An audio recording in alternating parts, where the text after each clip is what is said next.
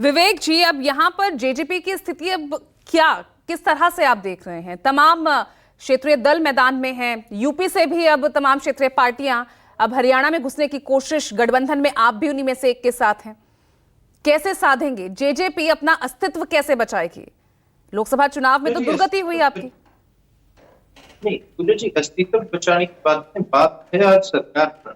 तो एक चीज जानते हैं, दोनों ही राष्ट्रीय पार्टी है, चाहे भारतीय जनता पार्टी हो चाहे कांग्रेस, दोनों ये रिमोट कंट्रोल से चलती हैं, दिल्ली के रिमोट कंट्रोल से चलती हैं। हम एक चीज कहते हैं, ये बता दें कितने युवाओं को टिकटें देने का काम करेंगे, ये बता दें कितनी महिलाओं को टिकटें देने का काम करेंगे।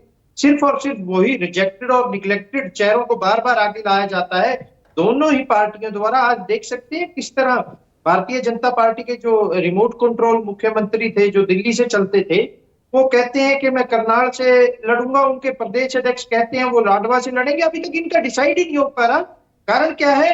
पूर्व मुख्यमंत्री महोदय को कोई सीट मिल नहीं रही, सेफ सीट जहां से वो लड़ सके। और यही कंडीशन अभी कांग्रेस के प्रवक्ता को मैं सुन रहा था, कांग्रेस के प्रवक्ता कह रहे थे हमारे पास इतने आवेदन आ गए, ऐसे हो गया वैसे।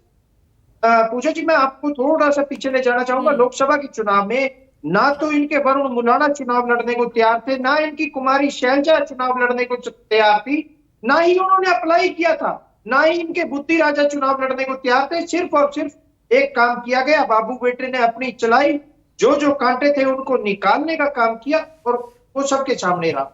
हम तो आपके पास भी तो 10 विधायक थे, अब तो 7 तो चले गए छोड़ के। नहीं पूजा जी, एक चीज और है, 10 विधायक थे, 7 चले गए छोड़ के। उन विधायकों को बढ़ाने वाले कार्यकर्ता आज भी जननायक जनता पार्टी के साथ मजबूती से खड़े हैं और मैदान में खड़े हैं। उन्हीं कार्यकर्ताओं के बीच से फिर विधायक बनेंगे और फिर विधानसभा जाने का काम करेंगे। मैं तो एक चीज कहता हूं कि इस बार हरियाणा प्रदेश की जनता दोनों राष्ट्रीय पार्टियों से किनारा कर चुकी है और आदरणीय दुष्यंत चौटाला जी को हरियाणा प्रदेश का मुख्यमंत्री बनाने जा रही है।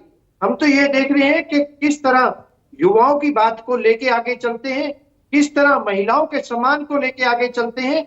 हम सभी, चाहे किसान हो, चाहे कमेरा हो, चाहे छोटा दुकानदार हो, चाहे छोटा व्यापारी हो, चाहे रेडी वाला हो, चाहे बड़ी वाला हो, चाहे सफाई कर्मचारी हो, सभी को एक साथ लेके चलने का काम जननायक जनता पार्टी और तो लोकसभा चुनाव में वो साथ जनता का क्यों नहीं मिला विवेक जी? इस पर भी थोड़ा रोशनी। लोकसभा चुनाव में पूजा जी, हम कई बार इस मुद्दे के ऊपर डिबेट कर चुके हैं। लोकसभा चुनाव में जो चुनाव था वो प्रो मोदी और एंटी मोदी मोड में चला।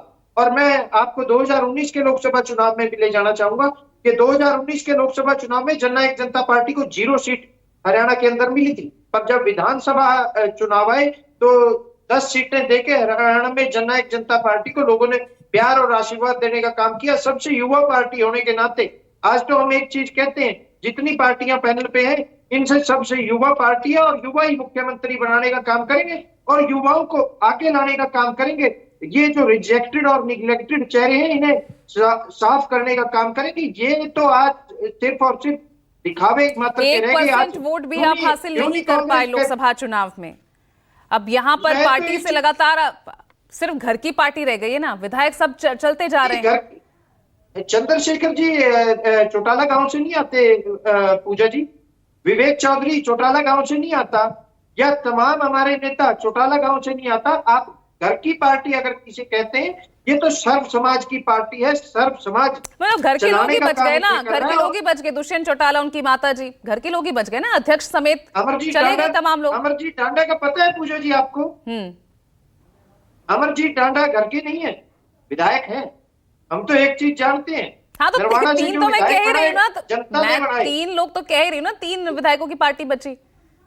नहीं, हम तो पूजा जी एक चीज कह रहा हूँ ना, नरवाड़ा से विधायक बनाया जनता ने बनाया, उखलाड़ा से विधायक बनाया जनता ने बनाया। पूरे प्रदेश में जो दुष्यंत जी का 4.5 साल का कार्यकाल रहा या उससे पहले 5 साल का एमपी के तौर पे कार्यकाल रहा, वो देखने का काम लोगों ने किया। और आने वाले समय में जब चुनाव होंगे और उसके जब नतीजे आएंगे, जो लोग आज बड़ी बड़ी बातें कर रही है उनके चेहरे पे सन्नाटा छाया होगा। और चलिए ठीक है।